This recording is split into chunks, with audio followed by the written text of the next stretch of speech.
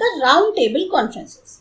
जो वाइसरॉय थे इंडिया के लॉर्ड इरविन और प्राइम मिनिस्टर जो थे ब्रिटेन के रामसे मैकडॉनल्ड, उन लोगों ने दोनों ने एग्री किया कि एक राउंड टेबल कॉन्फ्रेंस होनी चाहिए। कारण क्या था कि जो साइमन कमीशन रिपोर्ट के रिकमेंडेशंस थे वो बहुत ज्यादा पर्याप्त नहीं थे। तो जो पहली राउंड टेबल कॉन्फ्रेंस हुई वो हुई लंदन में नवंबर 1930 से लेके जनवरी 1931 के बीच में। ऑफिशियली इसको ओपन किया गया किंग जॉर्ज फिफ्थ के द्वारा नवंबर 12, 1930 को, और इसके जो चेयरपर्सन थे वो थे रामसे मैकडॉनल्ड।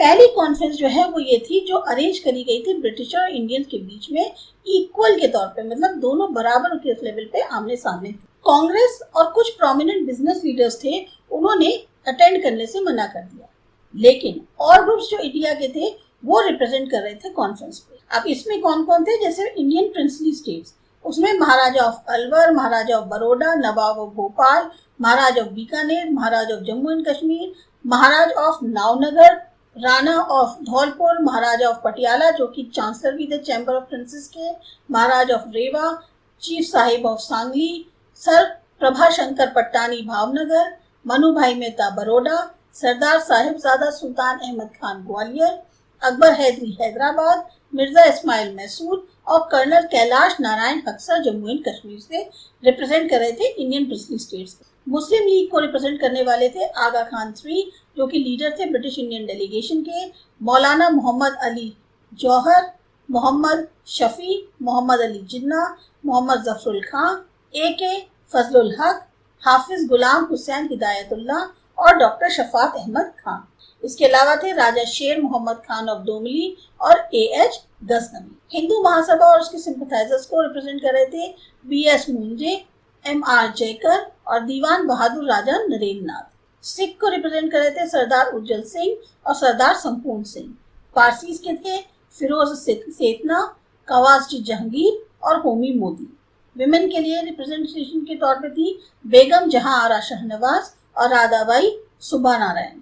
लिबरल्स के लिए थे JN बासु, तेज बहादुर सप्रू और CY चिंतामणि, VS श्रीनिवास शास्त्री और चिमन लाल हरिलाल सेतलवार। डिप्रेस क्लासेस को रिप्रेजेंट कर रहे थे BR अम्बेडकर और रेता मलाई श्रीनिवासन। जस्टिस पार्टी को कर रहे थे आर्कॉट रामसे मुदालिया, भास्कर राव विट्ठोजी राव जाधव और AP पेट्रो। लेबर को रिप्रेजेंट कर रहे थे NM जोशी। इंडियन क्रिश्चियंस जो थे उनको रिप्रेजेंट कर रहे थे B शिवाराव और KT पॉल। एंग्लो इंडियंस को हेनरी गिडने, यूरोपियंस को sir Hubert Carr, sir Oscar D Glanville Burma, TF Gavin Jones और CE वुड मद्रास से।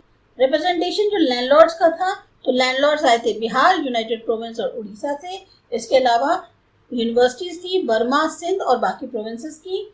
गवर्नमेंट ऑफ इंडिया को रिप्रेजेंट करने वाले थे नरेंद्र नाथ लॉ, भूपेंद्र नाथ मित्रा, GP रामास्वामी अय्यर और M चंद्रा राव। नतीजा क्या हुआ इस कॉन्फ्रेंस का? कुछ भी ज्यादा हासिल नहीं हो पाया इस कॉन्फ्रेंस पे। हाँ, ये इस बात पे सहमति बनी कि इंडिया को डेवलप करना चाहिए एक फेडरेशन में, सेफगार्ड्स होने चाहिए डिफेंस ऑफ फाइनेंस को लेकर, और बाकी जो डिपार्टमेंट्स है उनको ट्रांसफर करना है। अब इन रिकमेंडेशन के ऊपर जो इम्प्लीमेंटेशन होता है वो बहुत कम हुआ। इसके कारण सिविल डिसोबीडियंस जो है इंडिया में कंटिन्यू रहा। ब्रिटिश गवर्नमेंट को इस बात का एहसास हो गया कि पार्टिसिपेशन जो इंडियन नेशनल कांग्रेस का है वो बहुत जरूरी है किसी भी डिस्कशन में, जो भी आगे होती है कॉन्स्टिट्यूशनल गवर्नमेंट ऑफ इंडिया को लेकर, उसके फ्यूचर को लेकर कोई भी डिस्कशन हो तो पार्टिसिपेशन इंडियन नेशनल कांग्रेस का बहुत